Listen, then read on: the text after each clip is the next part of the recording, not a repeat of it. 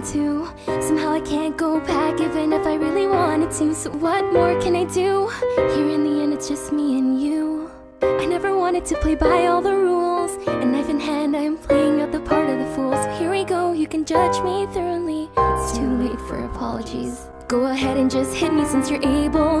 We know my determination isn't stable. I'm not even mad because I keep on dying, but I don't even know why I'm trying. This isn't what I want, yet it's what I asked for. Curiosity over all my morals. I took away her perfect happiness.